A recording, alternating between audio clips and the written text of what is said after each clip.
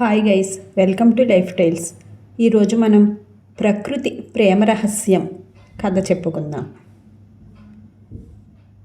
అంకాస అనే నిరుపేద యువకుడు ఆకలి తీర్చుకోవటానికి ఏదైనా పండు దొరుకుతుందేమోనన్న ఆశతో దగ్గరలో ఉన్న అడవికి వెళ్ళాడు. అడవంతా తిరిగాక విడిగా ఉన్న ఒక చెట్టు చిటారు కొమ్మలో ఒకే ఒక పండు చూశాడు. చెట్టు మరీ సన్నగా పొడవుగా ఉండటం వల్ల దానిపైకి ఎక్కటం సాధ్యం కాదు. పండును అందుకోవాలంటే చెట్టును వంచాలి లేదా రాయిని విసరాలి. ఏం చేయడమా అని ఆలోచిస్తూ ఉన్న అంకాసాకు చెట్టు బోధ సమీపంలో కొద్దిగా తవ్వితే కావలసినది దొరుకుతుంది అని కంఠస్వరం వినిపించింది. అంకాస వెంటనే అక్కడ తవ్వి చూశాడు. బంగారపు ముద్ద కనిపించింది. దానిని బయటకు తీసి అంకాసాకు అక్కడ బంగారం ఇంకా ఉన్నట్టుగా అనిపించింది. బంగారాన్నంతా ఒకేసారి తీసుకోకుండా అవసరమైనప్పుడు వచ్చి కొద్ది కొద్దిగా తీసుకోవచ్చన్న ఆలోచనతో తీసిన గోతిని అలాగే పూడ్చేశాడు.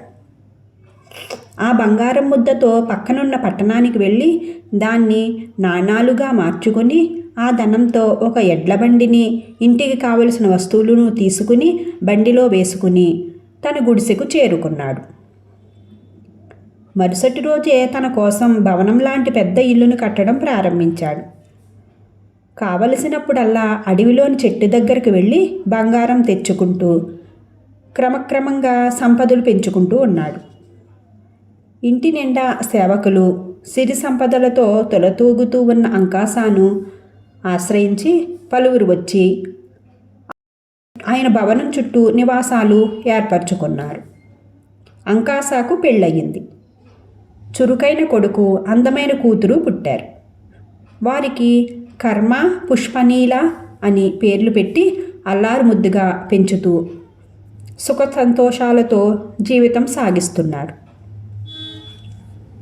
అంకాసాకు సమకూరిన సిరి సంపదలను చూసి ఆ ప్రాంతాన్ని పాలించే రాజుకి అసూయ కలిగింది. అంకాస సిరి సంపదలను ఎలాగైనా కబళించాలని ఆలోచించాడు. ఇలాగే అతన్ని వదిలితే మునుముందు రాజుగా ప్రకటించుకునే అపాయం కూడా ఉంటుందని అనుమానించి అలాంటి విపత్కర పరిస్థితి కలగకుండా ఉండాలంటే అంకాసాకు వారసులు లేకుండా చేయటం ఒకటే మార్గమని అనుకున్నాడు. అందుకు ఒక పథకం వేశాడు. కుటిల స్వభావం కలిగిన తన ఆస్థాన ఉద్యోగులు ఇద్దరిని అంకాస దగ్గరకు పంపించాడు. వాళ్ళిద్దరూ గూఢచారుల సహాయంతో అంకాసాకు చాలా ఇష్టమైన గుర్రాన్ని రహస్యంగా దొంగిలించి తీసుకుపోయి అడవి మధ్యలోని ఒక చెట్టుకు బంధించి వచ్చారు. అంకాస గుర్రం కోసం ఆందోళనగా వెతుకుతున్నప్పుడు అతని దగ్గరికి వెళ్ళి తమను జ్యోతిష్కులుగా పరిచయం చేసుకుని గుర్రం ఎక్కడున్నదో చెప్పారు. సేవకులు వెళ్ళి ఆ గుర్రాన్ని తీసుకుని వచ్చారు. ఎంతో ఆనందం చెందిన అంకాస తమ పిల్లల భవిష్యత్తును కూడా చెప్పమని అడిగాడు. దొంగ జ్యోతిష్కులు కొంతసేపు ఏవేవో లెక్కలు కట్టారు. తమలో తాము చర్చించుకుంటున్నట్లుగా నటించారు. ఆఖరికి మీ పిల్లలు ఇక్కడే గనక ఉంటే మీ భార్యాభర్తలకు, మీ బంధుమిత్రులకు ప్రాణాపాయం తప్పదు. వెంటనే వారిని ఏ అరణ్యం మధ్యనో వదిలి రావటం ఒక్కటే మీ ప్రాణాలు కాపాడుకోవటానికి ఉపాయం అని అంకాసాకు రహస్యంగా చెప్పారు. ఆ మాట విని అంకాస ఎంతో ఆశ్చర్యపోయాడు. ఎంతో బాధతో వారి సలహాను పాటించడానికే నిర్ణయించుకున్నాడు. తన కొడుక్కి, కూతురికి మత్తుమంతునిచ్చి అర్ధరాత్రి సమయంలో ఒక గుర్రపు బండిలో ఎక్కించి అరణ్యంలోకి పంపించాడు. తెల్లవారుతూ ఉండగా బండి తూర్పు సముద్ర తీరం చేరింది. నిద్రిస్తూ ఉన్న పిల్లలను ఒక బండ మీద పడుకోబెట్టి సేవకులు తిరిగి వచ్చేశారు. సూర్యకిరణాలు సోకగానే కార్మ, పుష్పనీల నిద్రలేచారు. ఎక్కడో ఉన్నాం ఏమిటా అని భయపడటానికి బదులు వాళ్ళు ఎంతో అందమైన సూర్యోదయాన్ని, సూర్యరశ్మి సోకటంతో బంగారు కాంతులీలుతున్న సాగర తరంగాలను చూసి మురిసిపోయారు. ప్రకృతి సౌందర్యాన్ని చూసి ఆనందించమని మన అమ్మా నాన్నలు మనల్ని ఇక్కడ వదిలిపెట్టినట్టున్నారు అన్నాడు కార్మ. అవును, అవిగో చూడు, ఆ పువ్వులు ఎంత అందంగా ఉన్నాయో అని అంది పుష్పనీల. ఇదిగో ఇటు చూడు, ఆ చెట్టు ఎంత అందంగా ఉందో అన్నాడు కార్మ, చెట్టంతా పువ్వులతో నిండిన అద్భుత దృశ్యాన్ని చూపిస్తూ. అలా చాలాసేపు వాళ్ళు ఆ చుట్టుపక్కల తిరిగారు. తీయటి ఫలాలను కోసుకుని తిన్నారు. సెలయేళ్ళు నీళ్లు తాగారు. సూర్యాస్తమయం అయ్యింది. హఠాత్తుగా వాళ్ళ ఎదుట వెన్నెల వెలుగులో ఒక సుందర భవనం కనిపించింది. ఆశ్చర్యంగా వాళ్ళు దాని దగ్గరికి వెళ్ళారు. లోపలికి రండి అంటూ ఒక ఎంతో అందమైన కంఠస్వరం వినిపించింది. లోపలికి వెళ్ళగానే రకరకాల వంటలు, పడక కనిపించాయి. మాకు ఎంతో ప్రేమతో ఆతిథ్యమిస్తున్న మీరు ఎవరు అని అడిగారు అన్నా చెల్లెలు. నేను ప్రకృతి దేవతను. మీరు నా చెట్లను, పూలను, కడలి, అలలను ప్రేమించారు. అది నాకెంతో ఆనందం కలిగించింది. ఇప్పుడు ఏం వరం కావాలో కోరుకోండి. బంగారం కావాలా, ప్రకృతి రహస్య ప్రేమ కావాలా అని అంది ఆ కంఠస్వరం. ప్రకృతి రహస్య ప్రేమ అన్నారు అన్నా చెల్లెళ్ళిద్దరూ ఒకే కంఠంతో. అద్భుతం. ప్రకృతి మీతో ఎప్పుడూ స్నేహంగా ఉంటుంది అని చెప్పింది ఆ కంఠస్వరం. కృతజ్ఞతలు అని చెప్పిన అన్నా చెల్లెళ్ళు కడుపు నిండా తిని పడక మీద పడుకుని హాయిగా నిద్రపోయారు. తెల్లవారాక వాళ్ళు కళ్ళు తెరిస్తే భవనం లేదు. చుట్టూ బందిపోటు దొంగలు నిలబడి ఉన్నారు. నడవండి, మీరు మాకు బానిసలు అన్నాడు ఆ దొంగల నాయకుడు. మేము రాము అన్నారు అన్నా చెల్లెళ్ళు. రారా, ఆహా అంటూ దొంగల నాయకుడు కత్తి దులిపించాడు. మరుక్షణమే దొంగ వెలవెలపోయాడు. దిక్కులు పిక్కటిల్లేలా గర్జిస్తూ దొంగ మీదికి ఒక సింహం ఉరికి వాణ్ణి నోట కరుచుకుని ఎటో వెళ్ళిపోయింది. మిగిలిన దొంగలు దిక్కుకొకరు పారిపోయారు. ప్రకృతి రహస్య ప్రేమ తమను కాపాడిందని గ్రహించిన అన్నా చెల్లెళ్ళు సముద్ర తీరంలో నడుస్తూ ఉన్నారు. కొంత దూరం వెళ్ళగా లంగరు దింపిన ఒక ఓడ కనిపించింది. కొందరు నావికులు వారి కేసి వచ్చారు. మేము మా తల్లిదండ్రుల దగ్గరికి వెళ్ళాలి, సహాయపడగలరా అని అడిగిన అన్న కార్మ తమ ఊరి గురించి వివరించాడు. అలాగే, ఓడలోకి రండి, మిమ్మల్ని మీ ఊళ్ళో దిగబెడతాను అన్నాడు వాడ యజమాని. అన్నా చెల్లెళ్ళు సంతోషంగా వాడలో ఎక్కారు. లంగరెత్తడంతో వాడ ముందుకు కదిలింది. కొంత దూరం వెళ్ళాక వాడ యజమాని బిగ్గరగా నవ్వుతూ, నేను నీ చెల్లెల్ని పెళ్ళాడతాను, నువ్వు నాకు సేవకుడిగా ఉండిపో అన్నాడు కార్మాతో. నిన్ను పెళ్ళాడ్డమా, ఓరి దుర్మార్గుడా అన్నది పుష్పనీల కోపంగా. వాడ యజమాని పట్టరాని కోపంతో ఆమెను అమాంతం ఎత్తి సముద్రం అలల మీదకి విసిరికొట్టాడు. అయ్యో చెల్లి అంటూ అరిచాడు కార్మ.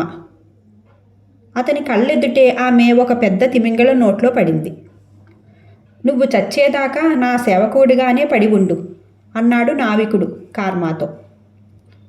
అయితే ఆ మరుక్షణమే తుఫాను చెలరేగింది. అల్లకల్లోలమైన కడలి తరంగాలపై అటూ ఇటూ ఊగిసలాడిన ఓడ సముద్రంలో మునిగిపోయింది. కార్మ ఒక ఓడ చెక్కను గట్టిగా పట్టుకుని సముద్రంపై తేలాడు. ఆ చెక్కను 2 డాల్ఫిన్ చేపలు తోసుకుంటూ రావడం గమనించాడు. కొంతసేపటికి అలాగే స్పృహ కోల్పోయాడు. అతడు స్పృహలోకి వచ్చి కళ్ళు తెరిచేసరికి ఒక గుడిసెలో పడుకుని ఉన్నాడు కార్మ. పక్కనే నిలబడి ఒక వృద్ధురాలుంది.